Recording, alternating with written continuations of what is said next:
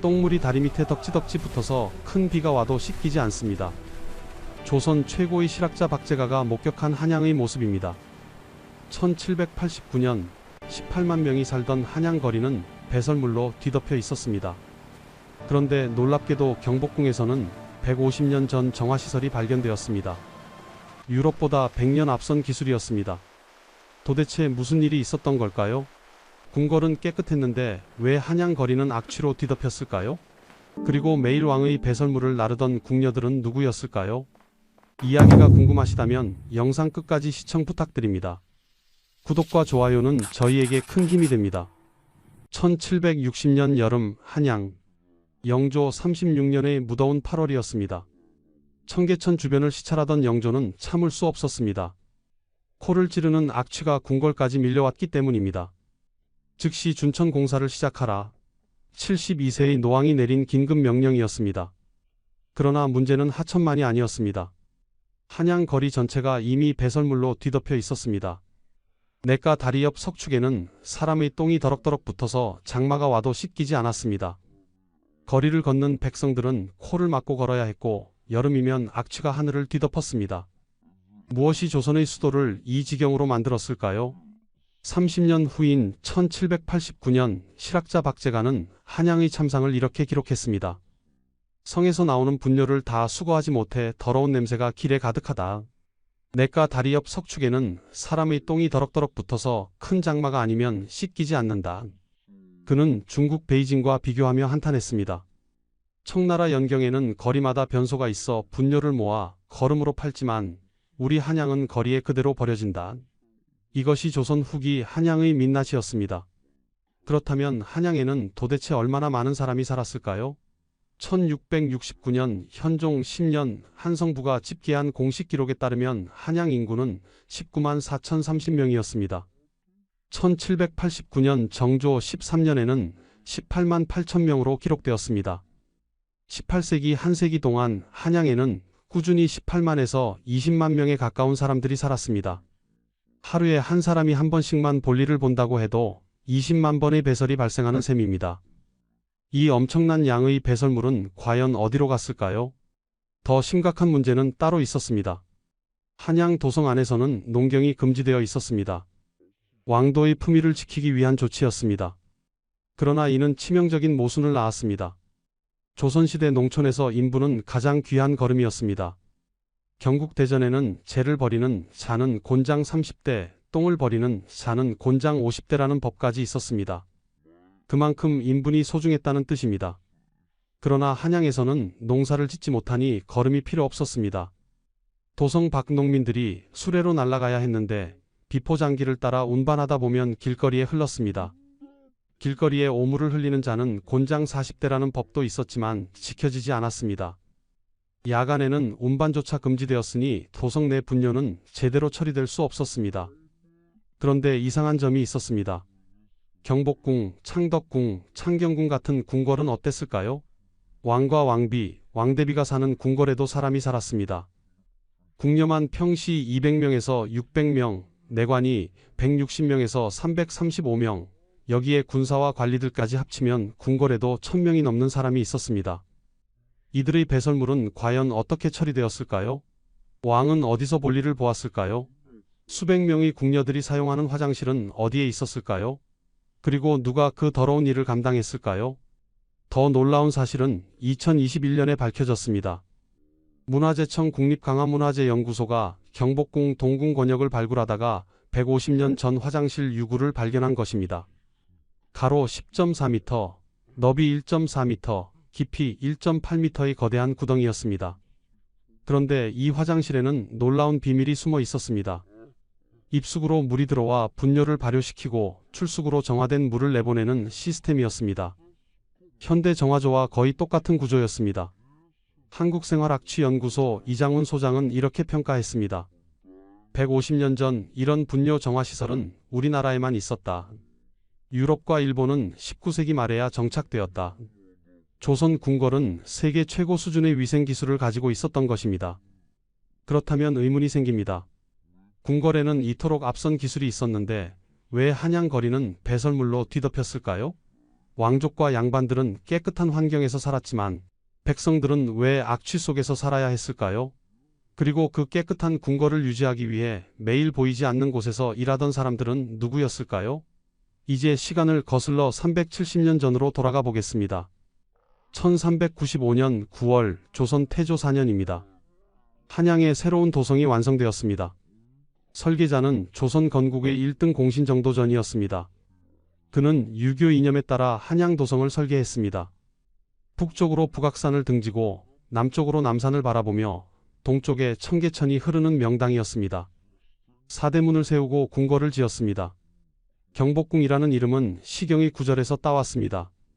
이미 술에 취하고 이미 덕에 배부르니 군자만년 그대의 큰 복을 도우리라. 큰 복을 빈다는 뜻이었습니다. 정도전은 한양 도성을 인구 10만 명 규모로 계획했습니다. 도성의 면적은 500결로 당시로서는 거대한 규모였습니다. 그러나 문제가 있었습니다. 사람들이 한양에 오려고 하지 않았습니다. 500년 동안 수도였던 개경을 떠나 낯선 한양으로 이주하는 것을 꺼렸습니다. 태조 이성계는 당근책을 썼습니다. 무료로 토지를 나눠준 것입니다. 정일품 관료에게는 35부, 즉 약 1493평을 주었습니다. 정의품은 30부, 종이품은 25부를 받았습니다. 심지어 평민에게도 2부, 약 26평의 땅을 무상으로 지급했습니다. 오늘날로 치면 강남 한복판 땅을 공짜로 나눠준 셈입니다. 1426년 세종 8년 한양의 인구는 약 11만 명이었습니다. 계획했던 10만 명을 약간 넘는 수준이었습니다. 거리는 여유로웠고 집터도 충분했습니다. 경복궁은 웅장했습니다. 궁궐지 기록에 따르면 경복궁에는 160여 개의 정각과 7,300여 칸의 건물이 있었습니다. 광화문을 지나 근정전에 이르는 중심축은 기하학적으로 완벽했습니다. 좌우 대칭의 건물 배치는 왕권의 위엄을 보여주었습니다. 그러나 궁궐 안을 자세히 들여다보면 또 다른 세계가 있었습니다. 왕과 왕비가 사는 내전, 왕세자가 사는 동궁, 후궁들의 처소, 그리고 이들을 시중드는 궁녀들의 공간이 따로 있었습니다. 궁녀들이 일하는 곳은 7부서로 나뉘어 있었습니다. 지밀, 침방, 수방, 내소주방, 외소주방, 생과방, 세답방이었습니다. 지밀 궁녀는 왕의 측근에서 시중을 들었습니다. 침방과 수방 궁녀는 바느질을 담당했습니다. 소주방 궁녀는 음식을 만들었습니다. 생과방은 과자와 음료를, 세답방은 빨래와 다림질을 맡았습니다. 그리고 가장 낮은 곳에 보기처가 있었습니다. 등촉방이라고도 불렸습니다. 이들은 아궁이에 불을 떼고 침실을 따뜻하게 하며 궁궐 안등불을 밝혔습니다. 그리고 한 가지 더 아무도 하고 싶지 않은 일을 맡았습니다. 바로 매화틀을 나르는 일이었습니다. 매화틀은 무엇이었을까요? 왕과 왕족이 사용하는 이동식 변기였습니다. 조선시대 왕실에는 화장실이 없었습니다. 정확히 말하면 내전, 즉 왕과 왕비가 사는 공간에는 화장실이 없었습니다. 왕이 볼일을 보고 싶을 때마다 궁녀들이 매화틀을 들고 와야 했습니다. 나무로 만든 상자 형태로 안에는 도자기 그릇이 들어 있었습니다. 왕이 볼일을 마치면 보기처 궁녀들이 그것을 조심스럽게 치워야 했습니다. 냄새를 맡아서는 안 되었고 얼굴을 찌푸려서도 안 되었습니다. 왕의 배설물이라 해도 그것은 더러운 것이었습니다. 하지만 궁녀들은 매일 그 일을 해야 했습니다. 그렇다면 궁녀들은 어디서 볼일을 보았을까요? 경국대전에는 내명부 규정이 있었습니다. 정일품 빈부터 종사품 수건까지는 왕의 후궁이었습니다. 정오품 상궁부터 종구품까지는 궁녀였습니다. 태종 때 기록을 보면 1414년 궁녀는 수십 명이었습니다. 세종 때는 100명 가까이 늘었습니다. 인조 때는 230명 정도였습니다. 인조실록에는 이런 기록이 있습니다. 환관과 궁첩의 수가 점점 많아져 내관이 160명, 나인이 230명, 별감이 150명이다. 영조 때는 600명까지 늘어났습니다. 18세기 실학자 성호 이익은 지금 환관이 335명이고 궁녀가 684명이라고 기록했습니다. 조선 말 고종 때는 다시 200명 정도로 줄었습니다. 이들 수백 명의 궁녀들은 어디서 볼일을 보았을까요? 궁궐 외곽, 사람들 눈에 띄지 않는 곳에 공동 화장실이 있었습니다. 2021년 발굴된 경복궁 화장실이 바로 그것입니다. 동궁 권역, 즉 왕세자가 사는 곳 남쪽에 위치했습니다. 4칸에서 5칸 규모로 한 번에 최대 10명이 사용할 수 있었습니다. 하루에 150명 정도가 사용 가능한 대규모 화장실이었습니다. 궁궐지와 경복궁 배치도를 분석한 결과 이 화장실은 1868년 고종 5년에 지어졌습니다. 경복궁이 중건될 때 함께 만들어진 것입니다. 그리고 약 20년간 사용되었습니다. 이 화장실에는 놀라운 기술이 숨어 있었습니다. 깊이 1.8m의 거대한 구덩이 안에 입수구와 출수구 두 개가 있었습니다. 입수구는 출수구보다 80cm 낮게 설계되었습니다. 물이 자연스럽게 흐르도록 한 것입니다. 유입된 물은 배변과 섞이면서 발효를 촉진시켰습니다. 부피가 큰 찌꺼기는 바닥에 가라앉았습니다. 위쪽의 정화된 물만 출수구로 빠져나갔습니다. 국립강화문화재연구소 오동선 연구사는 이렇게 설명했습니다. 이 정화시설은 현대 정화조 구조와 유사합니다. 분뇨 침정물에 물을 유입하고 분뇨를 발효 및 침전시킨 후 오수와 정화수를 배출하는 방식입니다. 실제로 구덩이 밖에서는 기생충 알이 나오지 않았습니다. 위생적 구조였다는 증거입니다. 더 놀라운 것은 이 기술의 시기입니다. 1868년은 조선시대입니다. 그때 이미 조선은 현대식 정화시설을 갖추고 있었습니다. 유럽은 어땠을까요? 영국 런던은 19세기 중반까지 템스강의 분뇨를 그대로 버렸습니다. 1858년 대학 취해 해에는 의회가 폐회할 정도였습니다. 일본은 19세기 말에야 하수 처리 시설을 갖추기 시작했습니다. 조선 궁궐의 정화 기술은 세계 최고 수준이었습니다. 하지만 이때는 아무도 몰랐습니다. 100년 후 이 도성이 어떻게 변할지, 거리가 배설물로 뒤덮일지, 왕조가 무너질지 아무도 예상하지 못했습니다. 1395년 한양은 희망으로 가득했습니다. 500년 왕조의 시작이었고 10만 명이 살기에 충분한 도시였습니다. 그러나 역사는 계획대로 흘러가지 않았습니다. 시간이 흘렀습니다. 1592년 임진왜란이 한양을 휩쓸었습니다. 경복궁, 창덕궁, 창경궁이 모두 불탔습니다. 누가 불을 질렀는지는 논란이 있습니다. 조선왕조실록은 난민들이 궁궐을 불태웠다고 기록했습니다. 노비 문서를 없애기 위해서였다고 합니다. 하지만 다른 기록들은 왜군이 들어오기 전 이미 불이 났다고 전합니다. 어쨌든 결과는 같았습니다. 한양의 궁궐이 잿더미가 되었습니다. 273년 동안 경복궁은 빈터로 남았습니다. 정선의 경복궁도를 보면 1754년 당시 경복궁터에는 숲과 풀만 무성했습니다. 경회루의 석주와 광화문의 석축만 남아 있었습니다. 그러나 한양의 인구는 줄지 않았습니다. 오히려 늘었습니다. 1657년 효종 8년 한양 인구는 8572명이었습니다. 전쟁의 상처가 아직 남아 있었습니다. 그런데 12년 후인 1669년 현종 10년 인구는 갑자기 19만 4030명으로 급증했습니다.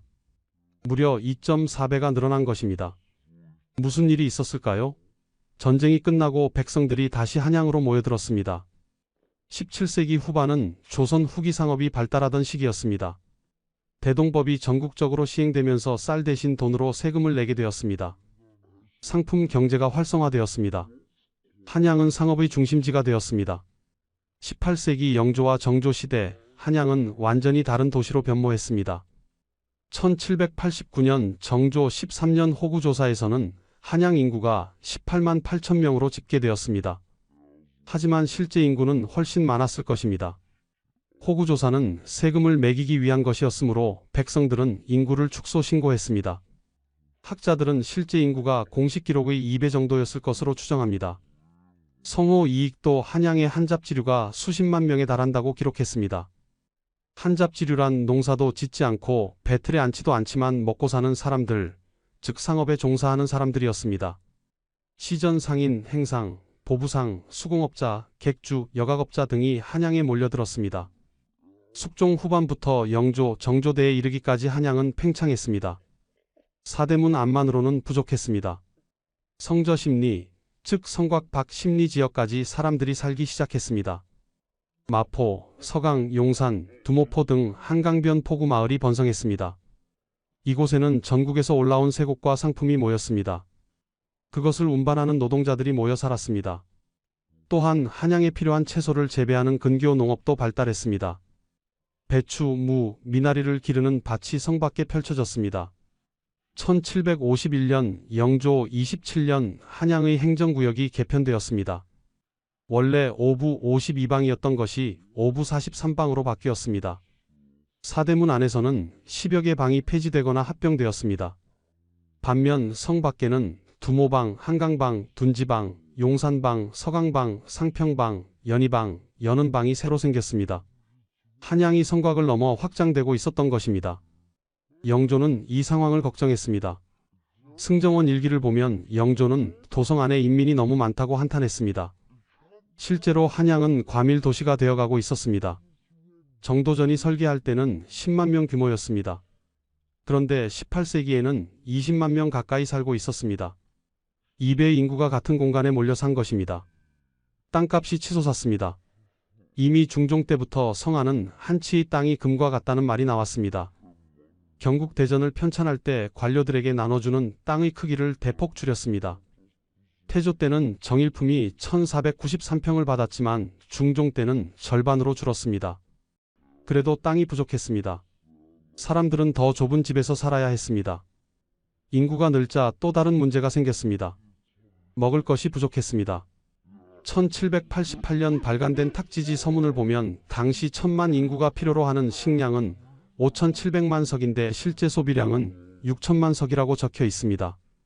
식량이 부족해 굶주릴 수밖에 없다는 한탄이었습니다.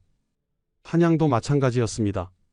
도성 안에서는 농사를 지을 수 없었습니다. 모든 식량을 외부에서 들여와야 했습니다. 전국에서 세금으로 거둬들인 쌀이 한강을 통해 한양으로 올라왔습니다. 마포, 서강의 포구에 쌀배가 도착하면 짐꾼들이 그것을 지고 성 안으로 날랐습니다. 거대한 물류 시스템이 작동했지만 항상 부족했습니다. 그런데 더 심각한 문제는 따로 있었습니다. 20만 명이 먹으면 20만 명이 싸야 했습니다. 하루에 한 번씩만 대변을 본다고 해도 20만 번의 배설이 발생했습니다. 이 어마어마한 양의 배설물은 어디로 가야 했을까요? 조선시대 농촌에서는 인분이 가장 귀한 거름이었습니다. 조선 왕조는 그것을 너무나 소중히 여겨서 법으로 보호했습니다. 재를 버리는 자는 곤장 30대에 처하고 똥을 버리는 자는 곤장 50대에 처한다. 경국대전에 명시된 법이었습니다. 인분을 버리는 것은 중죄였습니다. 그러나 이 법은 농촌 이야기였습니다. 한양은 달랐습니다. 한양 도성 안에서는 공식적으로 농경이 금지되어 있었습니다. 왕도의 품위를 지키기 위해서였습니다. 농사를 짓지 않으니 거름이 필요 없었습니다. 그렇다면 한양의 분뇨는 어떻게 처리되었을까요? 도성 밖 농민들이 날아가야 했습니다. 수레에 싣고 사대문을 나가 멀리 밖까지 운반해야 했습니다. 그런데 문제가 많았습니다. 첫째, 비포장 도로를 따라 수레를 끌다 보면 길거리에 흘렀습니다. 길거리에 오물을 흘리는 자는 곤장 40대에 처한다는 법이 있었지만 지켜지지 않았습니다. 둘째, 한강을 건너야 했는데 나룻배로 분뇨를 실어 나르는 것은 여간 어려운 일이 아니었습니다. 셋째, 야간 통행이 금지되어 있어서 밤에는 운반할 수 없었습니다. 결국 도성 내 분뇨는 제대로 처리되지 못했습니다. 분뇨를 전문적으로 수거해 생계를 유지하는 업자들이 있었습니다. 그러나 이들도 한계가 있었습니다. 인구가 10만 명일 때 만들어진 시스템이 20만 명을 감당할 수 없었습니다. 게다가 일부 분뇨업자들은 돈을 아끼기 위해 도로와 하천에 분뇨를 몰래 버렸습니다. 장마철이 되면 더 심각했습니다. 청계천이 범람하면서 분뇨가 섞인 오수가 거리로 번졌습니다. 한양은 악취와 벌레 그리고 수인성 전염병으로 심각한 환경 문제를 겪었습니다. 팍제가의 북학의 기록이 과장이 아니었습니다. 한양 곳곳이 인분으로 뒤덮여 지저분했던 것이 사실이었습니다. 더 아이러니한 것은 이것이었습니다. 경복궁 담장 안쪽에서 나온 조선시대 지층을 분석한 결과 회충과 편충 등 기생충 알이 대량으로 발견되었습니다. 광화문 광장 세종대왕 동상 아래, 시청사 부근, 종묘 광장 등 서울 주요 지점에서도 마찬가지였습니다. 감염 비율이 매우 높았습니다. 학자들은 이것이 한양의 인분이 널려 있었을 가능성을 보여주는 증거라고 결론 내렸습니다. 한양은 영광의 도시였지만 동시에 악취의 도시였습니다. 그러나 그때는 아무도 몰랐습니다. 이 문제가 300년 동안 해결되지 못할 것이라는 사실을 말입니다. 18세기 중반 한양의 위기는 심화되었습니다. 1760년 영조 36년 여름 왕은 더 이상 참을 수 없었습니다. 궁궐까지 악취가 밀려왔기 때문입니다. 청계천 주변이 특히 심각했습니다. 이 하천은 원래 한양의 생명줄이었습니다. 백악산과 인왕산에서 흘러내린 물이 모여 동쪽으로 흐르다가 중랑천과 합류해 한강으로 들어갔습니다. 조선 초기 태종은 청계천을 정비했습니다. 세종 때도 여러 차례 준천 공사를 했습니다. 준천이란 하천 바닥을 깊게 파내는 작업입니다. 물이 잘 흐르도록 하기 위해서였습니다.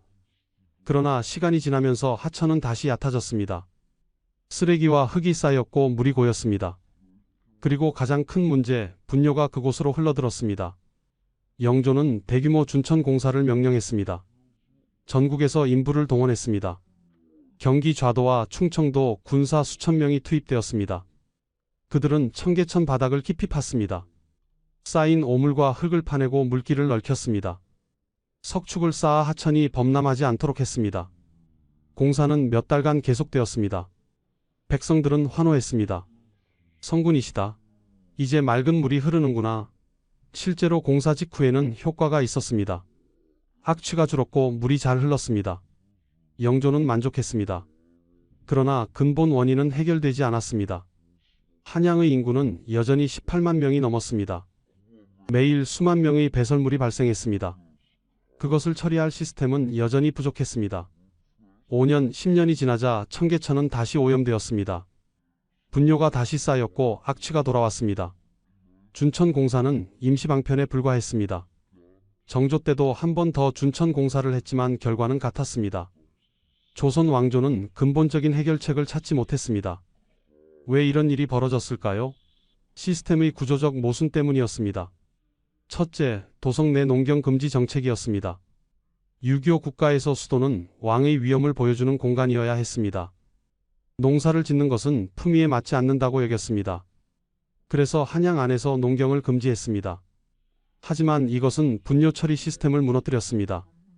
농사를 짓지 않으니 거름이 필요 없었습니다. 인분을 가져갈 사람이 없었습니다. 둘째, 인구 계획의 실패였습니다. 정도전은 10만 명을 기준으로 한양을 설계했습니다. 그러나 실제로는 2배가 살았습니다. 화장실, 하수도, 분뇨 처리 시스템 모두 10만 명 기준이었습니다. 20만 명을 감당할 수 없었습니다. 셋째, 법 집행의 실패였습니다. 법으로는 길거리에 오물 흘리면 곤장 40대라고 되어 있었습니다. 그러나 실제로 처벌받는 사람은 거의 없었습니다. 관리들도 어쩔 수 없다는 것을 알았습니다. 분뇨를 어디에 버리라는 말인가? 처리할 곳이 없는데 법만 엄격하면 무슨 소용인가? 결국 법은 유명무실해졌습니다. 넷째, 계급 구조의 문제였습니다. 양반과 관료들은 깨끗한 저택에 살았습니다. 하인들이 분뇨를 처리해 주었습니다. 그들은 거리의 악취를 심각하게 여기지 않았습니다. 가마를 타고 이동했기 때문에 거리를 직접 걸을 일도 없었습니다. 고통받는 것은 평민들이었습니다. 그러나 평민들의 목소리는 정책에 반영되지 않았습니다. 그렇다면 궁궐은 어땠을까요?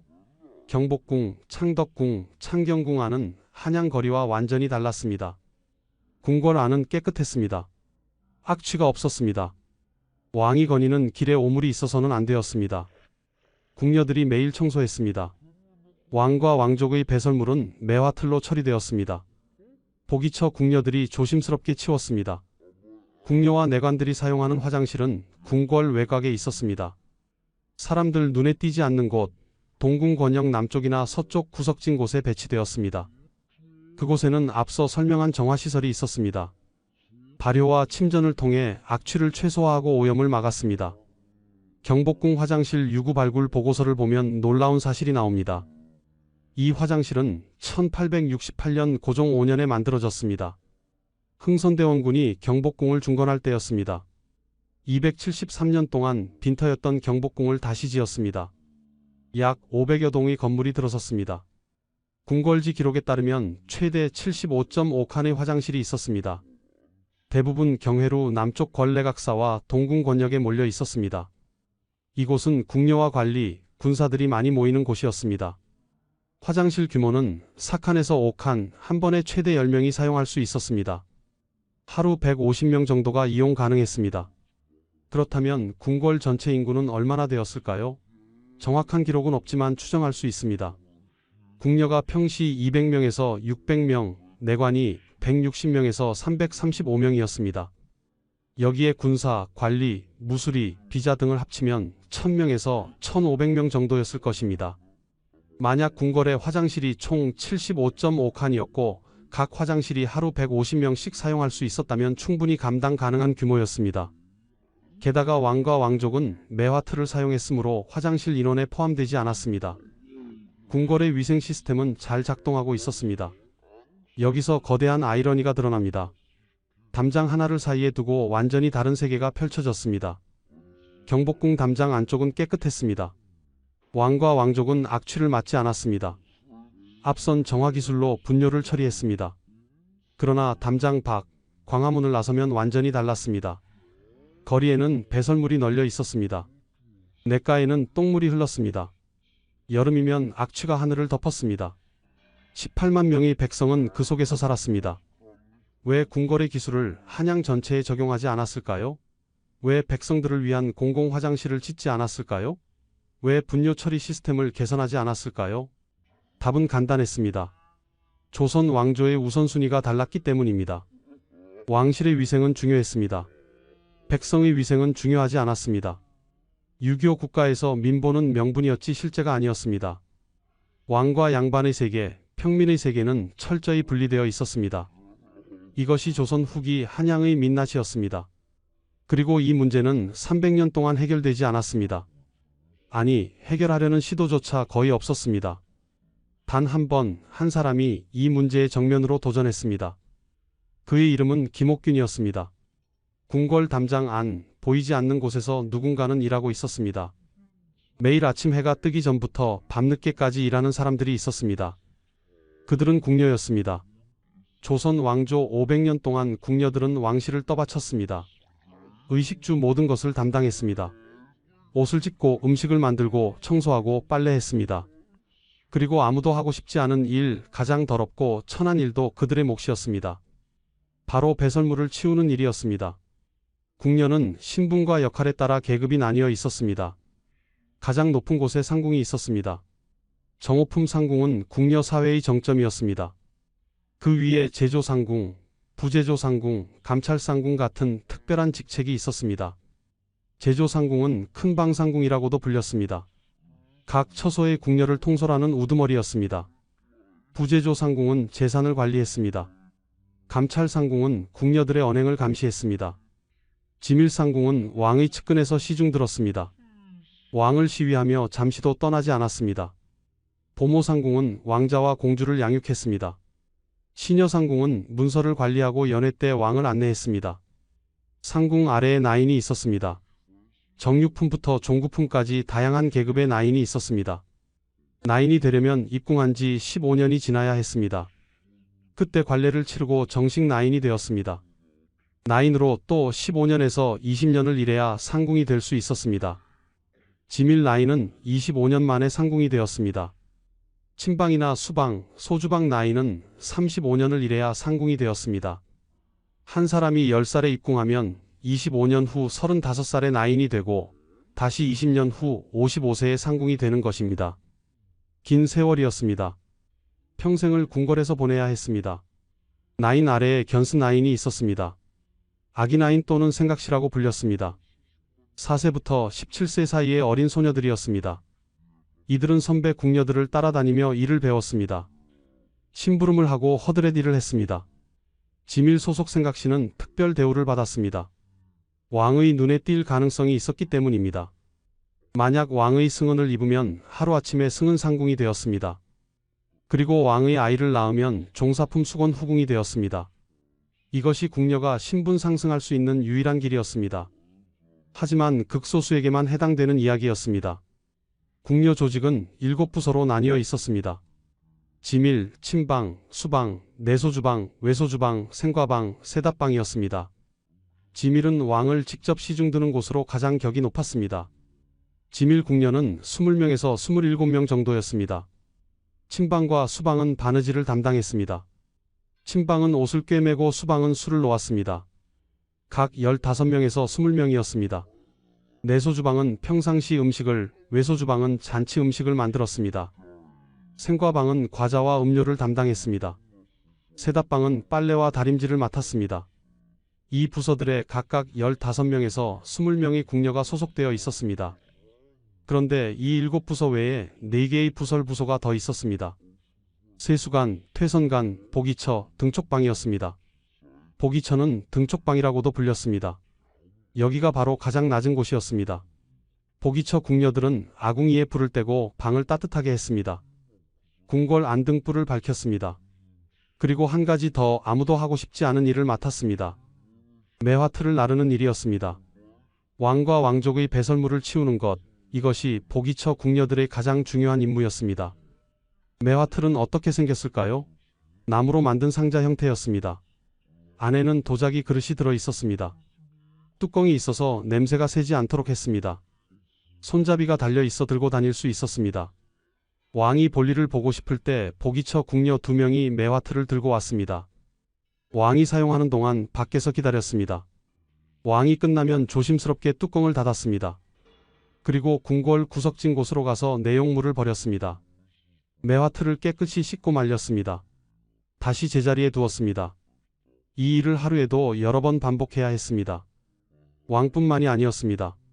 왕비, 왕대비, 왕세자, 왕세자빈, 후궁들도 모두 매화틀을 사용했습니다. 각 처소마다 담당 궁녀가 배치되어 있었습니다. 대전에는 대전 보기처 궁녀가, 중궁전에는 중궁전 보기처 궁녀가 있었습니다. 그들은 오직 그 일만 했습니다. 평생을 말입니다. 상상해 보십시오. 매일 아침부터 밤까지 다른 사람의 배설물을 치우는 일을 평생 한다는 것을. 냄새를 맡아서는 안 됩니다. 얼굴을 찌푸려서도 안 됩니다. 혹시라도 왕이 불쾌해하면 벌을 받습니다. 조용히, 신속하게 아무 일 없었던 것처럼 처리해야 합니다. 보기처 궁녀들은 가장 낮은 대우를 받았습니다. 다른 궁녀들도 그들을 무시했습니다. 보기처 것들이라고 부르며 멸시했습니다. 그러나 누군가는 해야 하는 일이었습니다. 왕실이 유지되려면 반드시 필요한 일이었습니다. 그들이 없으면 궁궐은 악취로 가득 찼을 것입니다. 왕은 편안하게 살 수 없었을 것입니다. 보기처 궁녀들은 보이지 않는 곳에서 왕실의 위엄을 지켰습니다. 그렇다면 궁녀들 자신은 어디서 볼일을 보았을까요? 앞서 설명한 대로 궁궐 외곽에 공동 화장실이 있었습니다. 2021년 발굴된 경복궁 화장실 유구가 바로 그것입니다. 동궁 권역 남쪽에 위치했습니다. 4칸에서 5칸 규모로 한 번에 최대 10명이 사용할 수 있었습니다. 궁녀들은 정해진 시간에 교대로 화장실을 이용했습니다. 지미를 제외한 대부분 궁녀는 격일제로 근무했습니다. 비번 날에는 자유시간이 있었습니다. 지밀 소속 궁녀는 하루를 상번과 하번으로 나누어 아침 8시와 오후 3시에 교대했습니다. 가장 고된 근무였습니다. 경복궁 화장실 발굴 보고서를 자세히 보면 흥미로운 사실이 나옵니다. 화장실 구덩이 안에서 기생충 알뿐만 아니라 오이, 가지, 들깨, 씨앗이 발견되었습니다. 이것은 무엇을 의미할까요? 궁녀들이 먹었던 음식을 알 수 있다는 것입니다. 조선시대 궁녀들은 채소를 많이 먹었습니다. 오이, 가지 같은 여름 채소와 들깨 등을 반찬으로 먹었습니다. 이것이 소화되어 배설물에 씨앗이 섞여 나왔고 세월이 흘러 화석처럼 남았습니다. 150년 후 우리가 그것을 발견한 것입니다. 토양을 분석한 결과 화장실 구덩이 안에는 기생충 알이 많았지만 구덩이 밖에는 거의 없었습니다. 이것이 의미하는 바는 명확합니다. 정화시설이 제대로 작동했다는 것입니다. 분뇨가 발효되면서 오염물질이 가라앉았고 위쪽의 정화된 물만 밖으로 나갔습니다. 악취도 최소화되었습니다. 궁녀들이 사용하는 화장실조차 이렇게 과학적으로 설계되어 있었습니다. 조선 궁궐의 위생기술은 정말로 세계 최고 수준이었습니다. 그러나 이 모든 것은 궁궐 안 이야기입니다. 담장 밖 한양 거리는 완전히 달랐습니다. 18만 명의 백성은 그런 정화시설을 꿈도 꾸지 못했습니다. 공공 화장실도 없었습니다. 각자 집에서 해결하거나 뒷골목에서 볼일을 봐야 했습니다. 분뇨는 거리로 흘렀고 하천을 오염시켰습니다. 여름이면 악취가 하늘을 뒤덮었습니다. 왕과 양반은 담장 안에서 깨끗하게 살았지만 백성은 담장 밖에서 악취 속에 살았습니다. 이것이 조선 후기의 현실이었습니다. 1926년 고종 순종을 모셨던 상궁들의 증언 기록이 남아 있습니다. 병인 맹춘 큰전 분뇨도라는 문서입니다. 여기에는 대전에서 일하는 나인들에게 지급한 급료 내역이 적혀 있습니다. 분뇨도라는 제목이 흥미롭습니다. 분뇨, 즉 급료를 나눠주는 명단이라는 뜻입니다. 이 문서를 보면 대전, 경성궁, 서상궁, 내소주방, 외소주방, 영친왕궁 등 여러 처소의 나인들이 급료를 받았습니다. 온공상, 반공상, 반반공상, 온방자, 반방자로 구분되어 차등 지급되었습니다. 궁녀들도 노동의 대가로 월급을 받았던 것입니다. 다만 그 월급이 얼마나 되었는지, 그것으로 무엇을 할 수 있었는지는 기록에 없습니다. 한 가지 확실한 것은 보기처 궁녀들의 급료가 가장 적었을 것이라는 사실입니다. 시간이 흘러 19세기 말입니다. 1884년 고종 21년 갑신정변이 일어나기 직전이었습니다. 한양은 여전히 악취로 가득했습니다. 아니, 더 심해졌습니다. 조선 왕조는 쇠퇴하고 있었습니다. 삼정의 문란, 세도정치, 밀란의 시대였습니다. 한양의 인구는 여전히 많았지만 국가는 관리 능력을 잃어가고 있었습니다. 거리는 더 지저분해졌고 악취는 더 심해졌습니다. 그때 한 젊은이가 나타났습니다. 그의 이름은 김옥균이었습니다. 김옥균은 1851년 충청도 공주에서 태어났습니다. 양반 가문 출신으로 어려서부터 총명했습니다. 1872년 21세에 과거에 급제했습니다. 빠른 출세였습니다. 그는 박규수의 문화에서 공부했습니다. 박규수는 실학자이자 개화 사상가였습니다. 그에게서 김옥균은 새로운 세계를 배웠습니다. 조선이 변해야 한다고, 낡은 제도를 버리고 새로운 문물을 받아들여야 한다고 믿게 되었습니다. 1881년 30세에 일본을 시찰했습니다. 그곳에서 본 것은 충격이었습니다. 일본은 메이지 유신 이후 급속히 근대화하고 있었습니다. 도쿄 거리는 깨끗했습니다. 상하수도가 정비되어 있었습니다. 공공 화장실이 곳곳에 있었습니다. 분뇨를 체계적으로 수거해 처리했습니다. 전차가 다니고 전등이 거리를 밝혔습니다. 김옥균은 생각했습니다. 우리도 할 수 있다. 아니, 해야 한다. 그러나 한 가지 깨달음이 있었습니다. 큰 개혁을 하기 전에 기본부터 해결해야 한다는 것이었습니다. 정치 개혁, 경제 개혁을 외치기 전에 백성들이 살만한 환경을 만들어야 한다는 것이었습니다. 그 첫 번째가 바로 위생 문제였습니다. 1884년 초 김옥균은 고종에게 상소를 올렸습니다. 전하, 한양의 위생 상태가 심각합니다. 거리에 분뇨가 넘쳐나고 악취가 진동합니다. 이대로는 전염병이 창궐할 것입니다. 백성의 건강이 위협받고 있습니다. 신이 일본에서 본 바로는 그들은 거리를 깨끗이 하고 분뇨를 체계적으로 처리합니다. 우리도 그렇게 해야 합니다. 고종은 흔쾌히 동의했습니다. 고종도 위생 문제를 알고 있었습니다. 다만 어떻게 해결할지 몰랐을 뿐입니다. 김옥균에게 전권을 주었습니다. 경이 알아서 하라. 김옥균은 곧바로 움직였습니다. 치도국을 설치했습니다. 거리의 위생을 다스린다는 의미였습니다. 치도국은 한양 거리의 청소와 분뇨 처리를 전담하는 기관이었습니다. 인력을 모집했습니다. 백성 중에서 장정들을 뽑아 청소부로 고용했습니다. 급료를 주었습니다. 국가 예산에서 지출했습니다. 수레를 만들었습니다. 분뇨를 실어 나를 전용 수레였습니다. 도성 밖에 분뇨 처리장을 설치했습니다. 그곳에서 인분을 모아 거름으로 만들어 농민들에게 팔기로 했습니다. 일본에서 본 시스템을 조선에 적용한 것입니다. 그리고 가장 중요한 것, 법을 집행했습니다.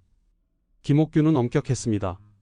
도성 내에서 분뇨를 버리는 자는 모두 처벌한다. 예외는 없다. 치도국 관리들이 거리를 순찰했습니다. 분뇨를 버리는 사람을 발견하면 즉시 잡아갔습니다. 변명을 들어주지 않았습니다. 벌금을 물리거나 감옥에 가뒀습니다. 문단무용이었습니다. 처음에는 효과가 있었습니다. 사람들이 겁을 먹었습니다. 치도국이 무섭다더라. 함부로 버리면 안 된다. 거리가 조금씩 깨끗해졌습니다. 악취가 줄었습니다. 백성들 중 일부는 환호했습니다. 잘했다. 이제야 숨쉬고 살겠다. 그러나 문제가 생겼습니다. 김옥균의 개혁은 너무 급진적이었습니다. 그는 사람 똥만 단속한 것이 아니었습니다. 소똥, 말똥까지 단속했습니다. 당시 한양에서는 우마차가 주요 운송수단이었습니다. 철도도 자전거도 없었습니다. 물건을 나르려면 소나 말이 끄는 수레를 사용해야 했습니다. 소와 말은 걸어가면서 똥을 쌌습니다.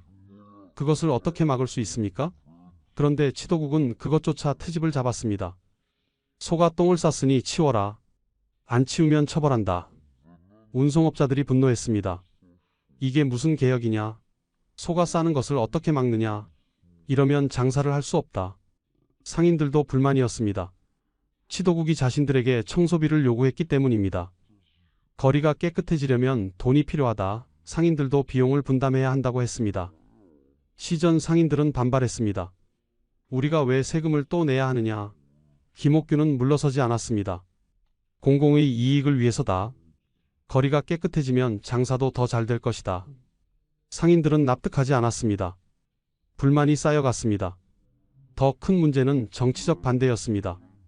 김옥균은 개화파였습니다. 그의 뒤에는 박영효, 서광범, 홍영식 같은 젊은 개혁가들이 있었습니다. 그러나 조정에는 수구파가 있었습니다. 민씨 척족 세력이 권력을 쥐고 있었습니다. 그들은 김옥균을 견제했습니다. 저 젊은이가 너무 나댄다. 일본 것만 본받으려 한다. 조선의 전통을 무시한다. 치도국 설치를 빌미로 공격했습니다. 백성에게 부담을 주고 있다. 상인들이 원성이 높다. 이것은 폭정이다. 김옥균은 외로웠습니다. 백성들도 상인들도 수구파도 모두 적이 되어가고 있었습니다. 그가 추진한 개혁의 의도는 좋았습니다. 한양을 깨끗하게 만들고 백성의 건강을 지키려는 것이었습니다. 그러나 현실의 벽은 높았습니다. 사람들은 변화를 원하지 않았습니다.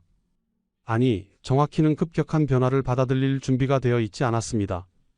200년 넘게 더러운 거리에서 살았는데 갑자기 깨끗하게 하라니 혼란스러웠습니다. 돈도 들고 불편하기만 했습니다. 1884년 4월 치도국이 설립된 지 3개월 만에 폐지되었습니다. 수구파의 압력이 결정적이었습니다. 고종도 더 이상 지지하지 않았습니다. 백성들의 원성이 너무 높다. 일단 중단하라. 김옥균은 절망했습니다. 그의 개혁은 좌절되었습니다. 한양 거리는 다시 더러워졌습니다. 분뇨가 쌓였고 악취가 돌아왔습니다. 마치 아무 일도 없었던 것처럼 말입니다. 그해 12월 김옥균은 갑신정변을 일으켰습니다. 무력으로 정권을 잡으려 했습니다. 3일 천하로 끝났습니다. 청나라 군대가 개입했고 개화파는 몰락했습니다. 김옥균은 일본으로 망명했습니다.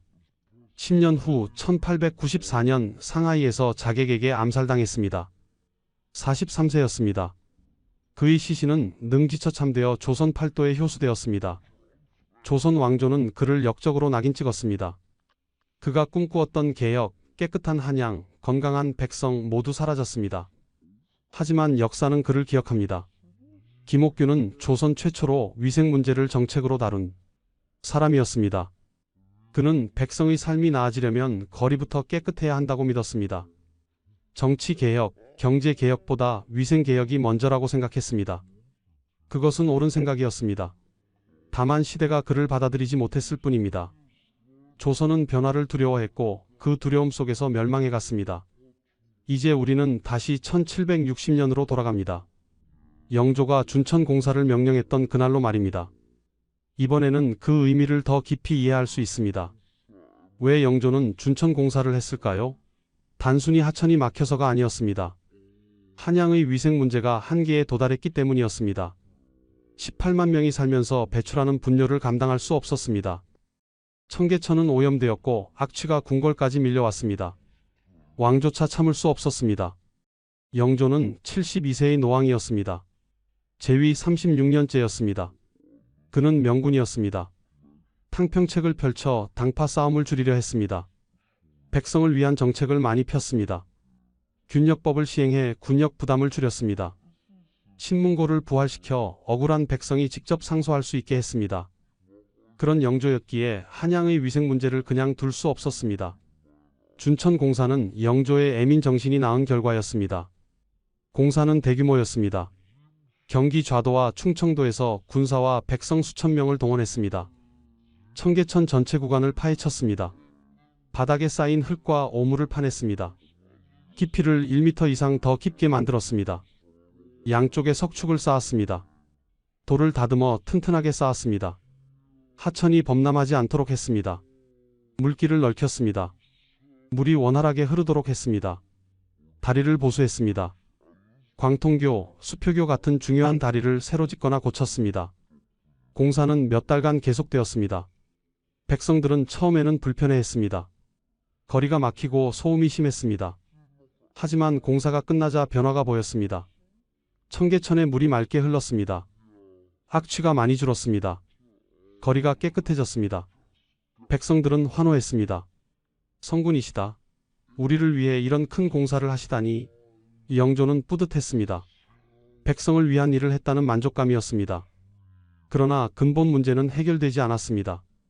준천 공사는 결국 하천 정비에 불과했습니다. 분뇨 발생 자체를 줄인 것이 아니었습니다. 처리 시스템을 개선한 것도 아니었습니다. 단지 하천을 깊게 파서 물이 잘 흐르게 한 것뿐이었습니다. 임시 방편이었습니다. 5년, 10년이 지나면 어떻게 될까요? 다시 흙이 쌓이고 오물이 쌓일 것입니다. 실제로 그렇게 되었습니다. 정조 때 또 한 번 준천 공사를 해야 했습니다. 그리고 또 몇십 년 후에 또 해야 했습니다. 끝없는 반복이었습니다. 왜 근본 해결책을 찾지 못했을까요? 여러 이유가 있었습니다. 첫째, 도성 내 농경 금지 정책이었습니다. 이것은 유교 국가의 이념과 관련되어 있었습니다. 왕도는 정치와 문화의 중심지어야 했습니다. 농사는 지방에서 하는 것이었습니다. 수도에서 농사를 짓는 것은 품위에 맞지 않는다고 여겼습니다. 이 정책을 바꾸려면 이념 자체를 바꿔야 했습니다. 그것은 불가능했습니다. 조선 왕조는 500년 동안 유교 이념으로 유지되었습니다. 그것을 바꾸는 순간 왕조의 정당성이 흔들렸습니다. 둘째, 인구 증가에 대한 대응 실패였습니다. 정도전이 한양을 설계할 때는 10만 명을 기준으로 했습니다. 그런데 실제로는 20만 명이 살았습니다. 인구가 2배로 늘면 그에 맞춰 인프라를 확충해야 합니다. 화장실을 더 짓고 분뇨 처리 시설을 늘리고 하수도를 확장해야 합니다. 그러나 조선 왕조는 그렇게 하지 않았습니다. 왜냐하면 돈이 없었기 때문입니다. 국가 재정이 부족했습니다. 전쟁과 당파 싸움으로 나라는 피폐해졌습니다. 위생 인프라에 투자할 여력이 없었습니다. 셋째, 계급 사회의 한계였습니다. 조선은 엄격한 신분제 사회였습니다. 왕과 양반은 백성과 다른 세계에 살았습니다. 왕은 궁궐 안에서 깨끗하게 살았습니다. 양반은 큰 저택에서 하인들이 시중 들며 살았습니다. 그들은 거리의 악취를 심각하게 느끼지 못했습니다. 가마를 타고 이동했기 때문에 더러운 거리를 직접 걸을 일이 없었습니다. 고통받는 것은 평민이었습니다. 그러나 평민의 목소리는 정책에 반영되지 않았습니다. 신문고가 있었지만 실제로 백성이 왕에게 직접 호소할 수 있는 경우는 극히 드물었습니다. 넷째, 기술의 한계였습니다. 조선은 분명 앞선 기술을 가지고 있었습니다. 경복궁 화장실 유구가 그 증거입니다. 현대 정화조와 유사한 시스템을 1868년에 만들었습니다. 그러나 이 기술은 궁궐에만 적용되었습니다. 왜 한양 전체에 확산하지 못했을까요? 비용 때문이었습니다. 궁궐 하나에 정화시설을 만드는 것과 도시 전체에 만드는 것은 규모가 완전히 달랐습니다. 18만 명을 위한 공공화장실과 하수도를 만들려면 엄청난 예산이 필요했습니다. 조선 왕조에는 그런 돈이 없었습니다. 다섯째, 정치적 의지의 부족이었습니다. 영조는 준천 공사를 했지만 그것으로 끝이었습니다. 분뇨 처리 시스템을 근본적으로 개선하려는 시도는 없었습니다. 김옥균이 치도국을 만들었을 때 고종은 처음에는 지지했지만 반대에 부딪히자 쉽게 포기했습니다. 왕조차 강력한 의지가 없었습니다. 위생 문제는 늘 우선순위에서 밀렸습니다. 당파 싸움, 외교 문제, 세금 문제 등이 더 중요했습니다. 백성의 건강과 삶의 질은 뒷전이었습니다. 결국 조선 왕조는 이 문제를 300년 동안 해결하지 못했습니다. 영조의 준천공사도, 정조의 준천공사도, 김옥균의 치도국도 모두 실패했습니다. 한양 거리는 여전히 악취로 가득했습니다. 팍제가의 한탄은 19세기 말까지 계속되었습니다. 1894년 갑5개혁 때 다시 한번 위생개혁을 시도했지만 역부족이었습니다. 1910년 조선이 멸망하고 일제강점기가 되어서야 비로소 근대적 상하수도가 설치되었습니다. 그것도 일본인 거주지 중심으로였습니다. 조선인이 사는 마을은 여전히 열악했습니다. 한 가지 아이러니가 있습니다. 조선 왕조는 경복궁에 세계 최고 수준의 정화기술을 가지고 있었습니다. 1868년에 만든 화장실 정화시설은 유럽과 일본보다 앞선 것이었습니다. 그 기술을 조금만 확산시켰더라면 한양의 위생 문제는 크게 개선될 수 있었습니다. 공공 화장실을 몇 군데만 지어도 달랐을 것입니다. 하지만 그러지 못했습니다. 기술은 있었지만 의지와 돈과 시스템이 없었습니다. 이것이 조선 후기의 비극이었습니다. 능력은 있었지만 실행하지 못한 나라, 백성을 위한다고 말했지만 실제로는 그러지 못한 나라였습니다. 2021년 7월 8일 서울 종로구 경복궁입니다. 문화재청 국립강화문화재연구소 발굴팀이 동궁 남쪽 지역을 조사하고 있었습니다. 이곳은 왕세자가 거처하던 동궁 권역이었습니다. 발굴팀은 건물터를 찾고 있었습니다. 어떤 전각이 있었는지, 어떻게 배치되었는지 알아내는 것이 목표였습니다. 그런데 예상치 못한 것이 발견되었습니다. 거대한 구덩이였습니다. 가로 10.4m, 너비 1.4m, 깊이 1.8m의 긴 구덩이가 땅속에 숨어 있었습니다. 처음에는 우물인가 생각했습니다. 그러나 구조가 달랐습니다. 구덩이 안을 자세히 살펴보니 입수구와 출수구가 있었습니다. 입수구는 물이 들어오는 곳이고 출수구는 물이 나가는 곳입니다. 그런데 입수구가 출수구보다 80cm나 낮게 설계되어 있었습니다. 왜 그렇게 만들었을까요? 물이 자연스럽게 흐르도록 하기 위해서였습니다. 물이 들어와 구덩이 안에 머물다가 위쪽으로만 빠져나가는 구조였습니다. 이것은 정화시설이었습니다. 그렇다면 무엇을 정화하는 시설이었을까요? 연구팀은 구덩이 안 토양을 채취해 분석했습니다. 놀라운 결과가 나왔습니다. 기생충 알이 대량으로 발견된 것입니다. 회충, 편충 같은 인간 기생충이었습니다. 또한 오이 씨앗, 가지 씨앗, 들깨 씨앗도 나왔습니다. 이것이 의미하는 바는 명확했습니다. 이곳은 화장실이었습니다. 사람들이 배설한 분뇨가 이 구덩이로 흘러들어왔고 그것이 시간이 지나면서 화석처럼 굳어 150년 동안 땅속에 묻혀 있다가 발견된 것입니다. 국립강화문화재연구소 오동선 연구사는 흥분을 감추지 못했습니다. 조선시대 궁궐에서 화장실 유구가 발견된 것은 이번이 처음입니다. 더욱 놀라운 것은 이 화장실에 정화시설이 갖춰져 있다는 점입니다. 그는 구덩이 구조를 설명했습니다. 입수구로 물이 들어오면 분뇨와 섞입니다. 그러면 발효가 일어납니다. 무거운 찌꺼기는 바닥으로 가라앉습니다. 가벼운 물은 위로 떠오릅니다. 출수구는 위쪽에 있으므로 비교적 깨끗한 물만 빠져나갑니다. 현대 정화조와 거의 같은 원리입니다. 한국생활학취연구소 이장훈 소장은 더 놀라운 사실을 밝혔습니다. 국내외 화장실 유적을 보면 대부분 물로 씻어버리는 방식입니다. 그러나 여기는 다릅니다. 버리지 않고 모아서 처리하는 시스템입니다. 이런 구조는 경복궁이 처음입니다. 150년 전 이런 정화시설은 우리나라에만 있었습니다. 유럽과 일본은 19세기 말에야 비슷한 시설을 만들었습니다. 조선 궁궐의 과학기술이 세계 최고 수준이었음이 증명되는 순간이었습니다. 연구팀은 문헌 기록을 조사했습니다. 1888년에서 1890년 사이에 그려진 경복궁 배치도를 찾았습니다. 거기에 화장실 위치가 표시되어 있었습니다. 1904년에 편찬된 궁궐지에는 화장실 규모 4칸에서 5칸, 한 번에 10명 사용 가능이라고 기록되어 있었습니다. 토양의 절대연대 분석 결과 이 화장실은 1868년 고종이 경복궁을 중건할 때 만들어져 약 20년간 사용된 것으로 확인되었습니다. 그 후 1895년 을미사변으로 명성황후가 시해되고 1896년 고종이 러시아 공관으로 파천하면서 경복궁이 버려졌습니다. 화장실도 그때 사용이 중단되었습니다. 국립강화문화재연구소 양숙자 학예실장은 발굴의 의미를 설명했습니다. 경복궁 조사는 지난 30년간 궁궐 중심부에 초점이 맞춰져 있었습니다. 화장실은 주변부에 배치되어 있었기 때문에 발견되지 않았습니다. 이번에 처음으로 주변부를 발굴하면서 찾게 되었습니다. 문헌에 따르면 경복궁에는 최대 75.5칸의 화장실이 있었습니다. 앞으로 더 조사하면 추가 발견이 있을 것입니다. 실제로 화장실은 경회루 남쪽 권례각사와 동궁 권역에 집중되어 있었습니다.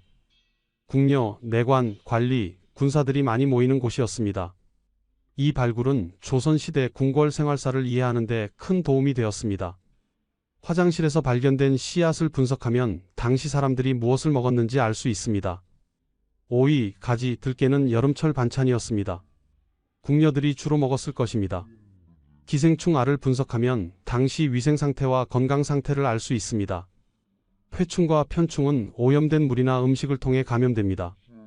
궁궐 안에서도 기생충 감염이 있었다는 뜻입니다. 완벽하게 깨끗하지는 않았지만 거리보다는 훨씬 나았을 것입니다. 구덩이 박토양에서는 기생충 알이 거의 발견되지 않았습니다. 이것이 중요합니다. 정화시설이 제대로 작동했다는 증거입니다. 분뇨가 발효되면서 오염 물질이 구덩이 안에 가라앉았습니다. 밖으로 새어나가지 않았습니다. 악취도 최소화되었습니다.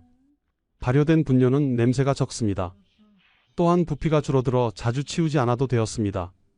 매우 효율적인 시스템이었습니다. 그런데 여기서 한 가지 의문이 생깁니다. 이토록 훌륭한 기술이 왜 궁궐 밖으로 퍼지지 못했을까요? 왜 한양 거리에는 공공 화장실이 없었을까요? 왜 백성들은 18세기 내내 악취 속에서 살아야 했을까요? 답은 앞에서 이미 설명했습니다.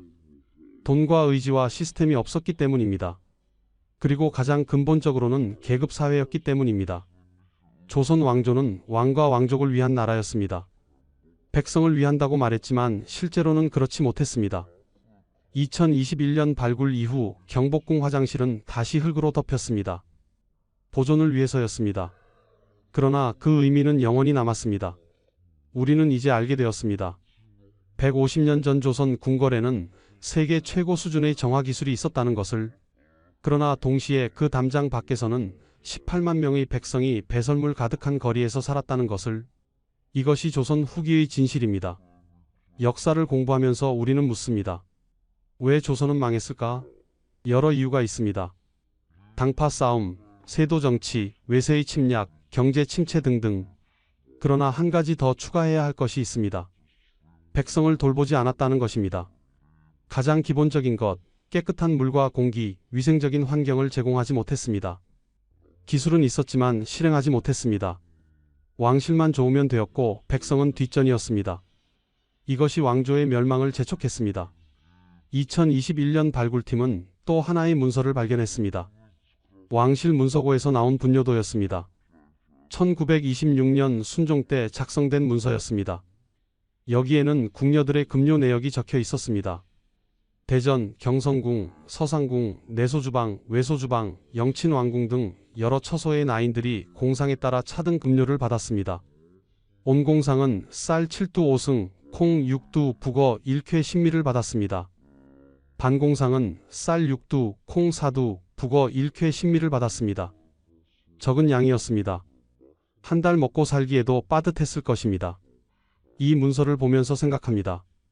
궁녀들, 특히 보기처 궁녀들은 평생을 그 일을 했습니다. 왕의 배설물을 치우고 매화틀을 나르고 더러운 일을 도맡아 했습니다. 그들이 없었다면 궁궐의 위험도 없었을 것입니다. 왕도 편안하게 살 수 없었을 것입니다.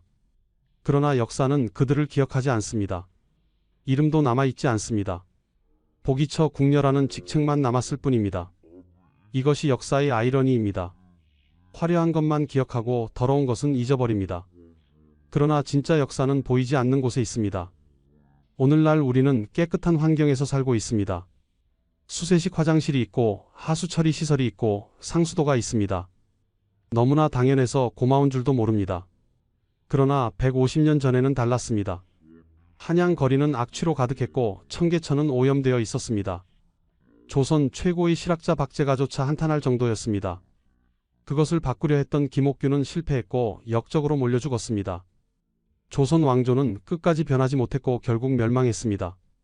역사는 우리에게 교훈을 줍니다. 기술만으로는 부족합니다. 그것을 실행할 의지가 필요합니다. 또한 모든 사람을 위한 정책이어야 합니다. 일부만 좋으면 안 됩니다. 궁궐만 깨끗하고 거리가 더러우면 그 나라는 오래갈 수 없습니다. 왕만 편하고 백성이 고통받으면 그 왕조는 무너집니다. 이것이 조선 후기가 우리에게 남긴 교훈입니다. 지금까지 한양 20만 명의 배설물이 거리로 쏟아졌던 이야기, 그리고 조선 궁궐에 숨겨진 정화기술 이야기를 들려드렸습니다. 역사는 화려함만 기억하지만 진짜 역사는 보이지 않는 곳에 있습니다. 매일 더러운 일을 감당했던 보기처 궁녀들, 악취 가득한 거리에서 살았던 18만 백성들, 그들이 진짜 역사의 주인공입니다. 이 이야기가 여러분께 작은 깨달음이 되었기를 바랍니다. 구독과 좋아요 부탁드립니다. 다음에 또 만나요.